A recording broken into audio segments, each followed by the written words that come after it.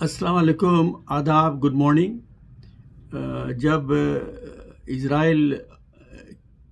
اور غزہ کی جنگ جب شروع ہوئی تھی تو اس وقت بھی میں نے یہی خیال ظاہر کیا تھا کہ اس میں جانیں بہت جائیں گی، لیکن یہ ہے کہ اس کے نتائج جو دوررس نتائج ہیں وہ فلسطینیوں کے لیے اچھے ہوں گے، اور اب ایسا ہی لگتا ہے کہ ہو رہا ہے۔ حالانکہ دسیوں ہزار بلکہ 35,000 سے زائد فلسطینی اس میں مر چکے ہیں اور 75,000 سے زیادہ زخمی ہیں۔ حالات بہت ہی خراب ہیں، لیکن اب حالات وہاں پہ جو سیاسی حالات ہیں، جو ڈپلومیٹک حالات ہیں بین الاقوامی، وہ اسرائیل کے خلاف جا رہے ہیں اور ہمدردی دنیا میں بہت زیادہ بڑھ رہی ہے اپنے فلسطینیوں کے لیے، غزہ والوں کے لیے، اور وہ روز اس کی جو تبدیلی ہے وہ آپ کو نظر آ رہی ہے۔ ابھی چند روز پہلے جو 7 بین الاقوامی یا غیر ملکی جو ورلڈ سینٹرل کچن کے لوگ مارے گئے اسرائیلی ڈرون سے، اس کے بعد بہت ہی سخت ریئیکشن آیا ہے دنیا میں، اور امریکہ، انگلینڈ، ساری دنیا سے بہت ہی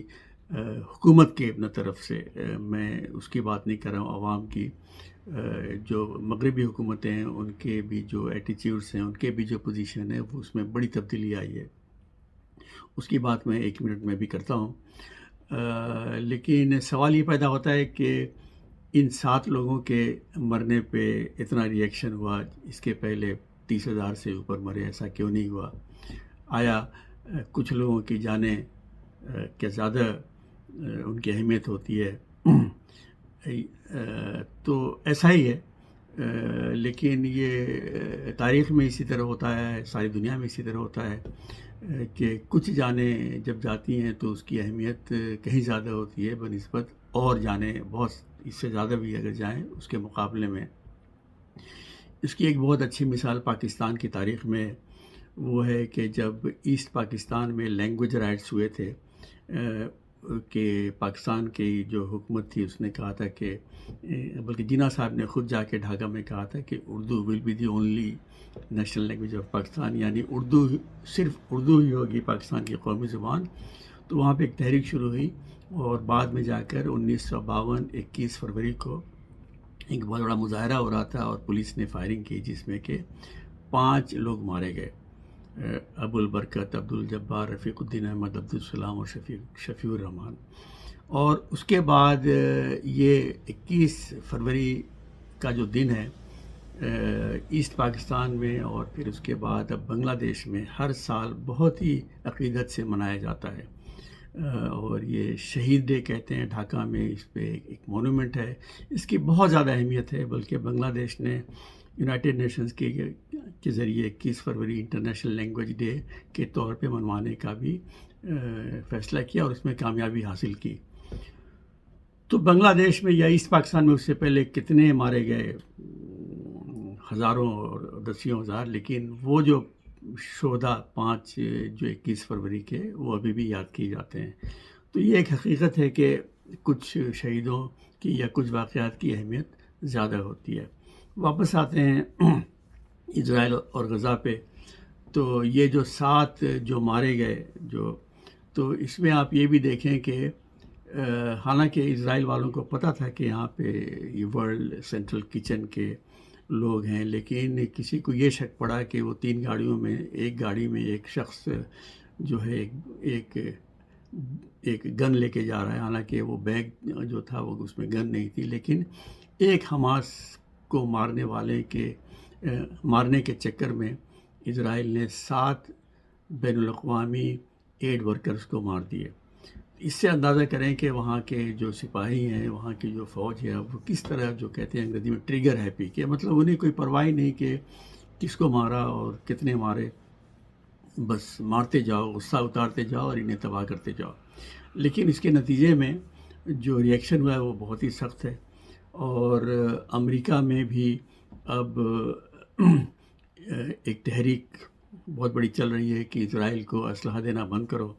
اور ابھی چند روز ہی پہلے جو ہاؤس ہے، ہاؤس آف ریپرزنٹیٹیوز،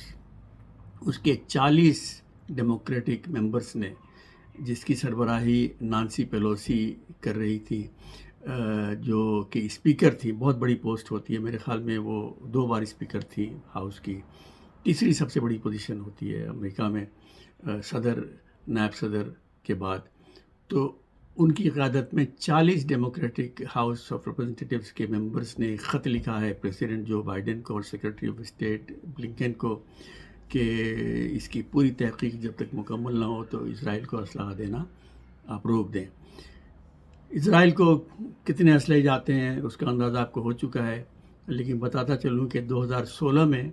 اوباما کی حکومت نے ایک ایگریمنٹ سائن کیا تھا اسرائیل سے، جس کے تحت کہ اگلے 10 سال تک، یعنی 2016 سے لے کے 2026 تک، اسرائیل کو اس 10 سال کے عرصے میں $38 بلین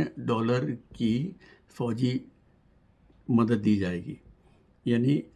10 سال میں $38 بلین، یعنی ہر سال $3.8 بلین. اور اس کا اندازہ آپ کر لیں کہ کتنی بڑی رقم ہے کہ آج کل جیسے پاکستان IMF سے لون لے رہا ہے، اس میں 1 بلین، 2 بلین، 3 بلین کی بھی بات ہوتی ہے. پاکستان کو جو پیکج ملا تھا امریکہ سے ریگن کے زمانے میں روسی فوج کے خلاف مجاہدین کی مدد کے لیے 1980s میں، وہ تھا 3.2 بلین 4 سال میں. تو بہرحال تو امریکہ کی مدد کے بغیر اسرائیل کچھ بھی نہیں ہے، یہ بات اب سب کے سامنے واضح ہو چکی ہے. امریکہ اگر ایڈ بند کر دے تو اسرائیل بالکل ہی کمزور پڑ جائے گا، لیکن امریکہ کی مدد سے اور دیگر مغربی ملکوں کی مدد سے اسرائیل پورے علاقے کا بہت بڑا فن خوان ہے، اور بہت اکڑ اور زوم کے ساتھ وہ وہاں پہ اپنے پڑوسیوں کے ساتھ ڈیل کرتا ہے. اچھا، اب یہ امریکہ کے علاوہ انگلینڈ میں 130 ممبرس آف پارلیمنٹ نے ایک خط لکھا ہے فارن سیکرٹری کو انگلینڈ کے. انہوں نے بھی یہی کہا ہے کہ اسرائیل کو آپ اسلحہ بھیجنا بند کریں.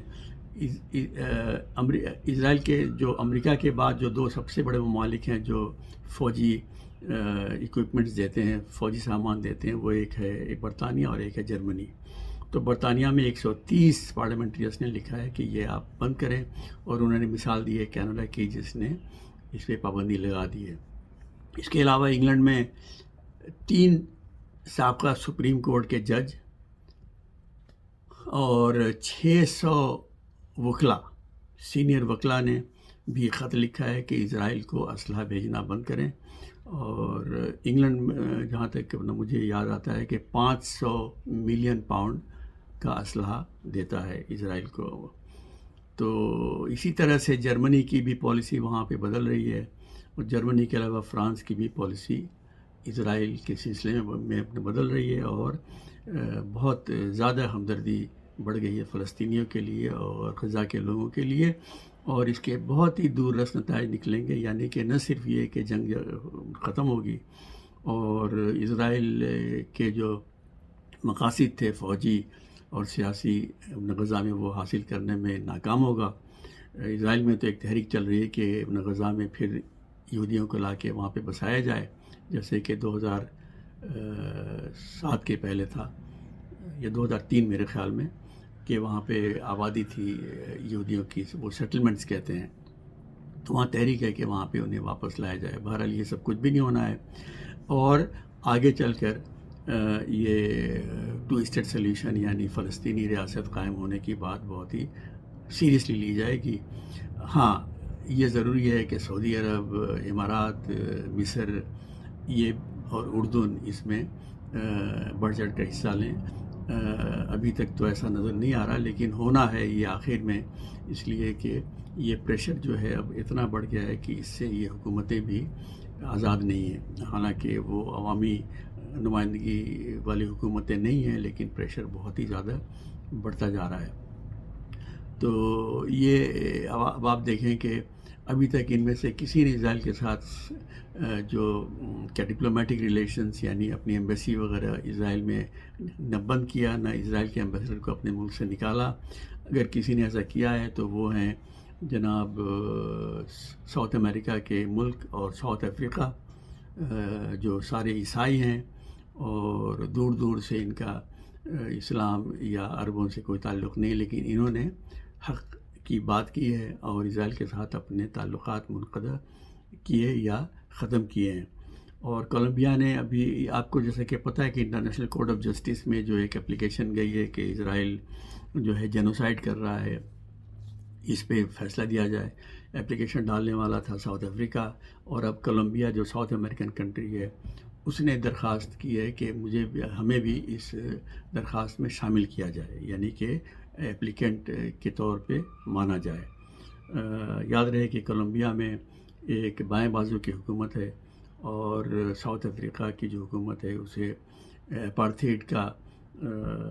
جو ہے تجربہ، یعنی جب ساؤتھ افریقہ میں اپارتھیڈ تھا اس سے انہوں نے جد و جہد کر کے اپنی آزادی حاصل کی۔ تو یہ رہی بات غزہ اور اسرائیل کی۔ اب میں مختصراً 2 چھوٹے چھوٹے ویڈیوز کی بات کروں گا جو میرے نظر سے گزری۔ ایک ویڈیو ہے جس میں کہ ایک پاکستانی وہ بارسلونا میں گئے ہیں، وہاں پہ بہت بڑی کانفرنس ہو رہی ہے جو 1987 سے ہر سال ہوتی ہے۔ اس کا نام ہے MWC، یعنی موبائل ورلڈ کانگریس، جہاں پہ کہ موبائل اور دیگر ٹیکنالوجی کے ایگزیبیشن کرتے ہیں دنیا کے ملک۔ تو اس میں جناب جو صاحب بول رہے ہیں پاکستانی، وہ یہ کہہ رہے ہیں کہ میں یہاں پہ آیا ہوں اور مجھے بڑا افسوس ہے کہ دنیا کے سارے ملکوں کی نمائندگی ہے، یہاں تک کہ بنگلہ دیش، انڈیا تو خیر ہے ہی، اور چھوٹے چھوٹے ممالک کی، افریقن ممالک کی، لیکن پاکستان کا دور دور سے کوئی نام و نشان نہیں ہے۔ اور اس پہ بڑا وہ افسوس کر رہے ہیں کہ پاکستان کہاں ہے، کیسے۔ پھر وہ آگے چل کے کہتے ہیں کہ ہم تو بس دنیا آگے جا رہی ہے، ہم پیچھے جا رہے ہیں، اور ہم 200 سال پیچھے چلے گئے ہیں۔ تو مجھے یہ خیال ہے کہ پاکستانیوں کی بات جب میں سنتا ہوں تو لگتا تو مجھے یہ ہے کہ آگے جانے کا ان کا ارادہ ہی نہیں ہے، وہ تو پیچھے ہی جانا چاہتے ہیں، اور اگر 200 سال پیچھے گئے ہیں تو اور بھی ابھی 1200 سال پیچھے جائیں گے، تب جا کے اپنی منزل پہ پہنچیں گے۔ اس لیے کہ بات آگے کی نہیں پیچھے کی ہوتی ہے۔ تو پیچھے سے یہ ہے کہ 1400 سال پہلے، تو 200 سال ہی پیچھے گئے ہیں، تو ابھی تو 1200 سال بھی پیچھے انہیں جانا ہے، تب جا کے اپنا مقصد حاصل کریں گے۔ دوسری جو ویڈیو ہے وہ ہے کہ اس میں ایک شخص، ایک پاکستانی، وہ بتا رہا ہے کہ جاپان میں کتنا انصاف، امن اور عدل ہے، اور یہ مختلف اس کی انہوں نے مثالیں دی، ٹرینیں چلنا یا چوری چکاری نہیں ہونا، بدمعاشی نہیں ہے۔ یہ ساری مثالیں دینے کے بعد انہوں نے پھر یہ کہا کہ اور دیکھیں جہاں پہ مسلمان رہتے ہیں، یعنی پاکستان کی بات کر رہے ہیں، اور پھر جہاں پہ ہر وقت اسلام کی بات ہوتی ہے، ایمان کی بات ہوتی ہے، وہاں پہ ہر طرح کی برائی اور یہ ساری اس طرح کی باتیں کر کے پھر کہتے ہیں کہ جی اصل میں افسوس کی بات یہ ہے کہ ہماری مذہب کی ساری اچھی باتیں انہوں نے لے لی، اور ہم نے کافرون کی جو بری باتیں تھیں وہ لے لی۔ یہ بڑا عام ایک پاکستان میں ایک تاثر ہے کہ اچھی باتیں ہماری تھیں اور انہوں نے ہم سے لے لی، اور ہم پھر ان کی بری باتیں لے کر بیٹھے ہوئے ہیں۔ لگتا یہ ہے کہ جیسے 2 کتابیں تھیں، ایک اچھی باتوں کی، ایک بری باتوں کی، ایک کاپی تھی، تو ہمارے پاس ہی تھی وہ اچھی کتاب جو انہوں نے ہم سے چرا لی، چھین لی، اور اپنی بری کتاب ہمیں دے دی، یعنی کہ وہ چوری چپ کے یا ڈاکہ ڈال کے جیسے بھی انہوں نے یہ ایسا کیا، اور ہمارے پاس اب رہ گئی بری باتوں کی کتاب، ان کے پاس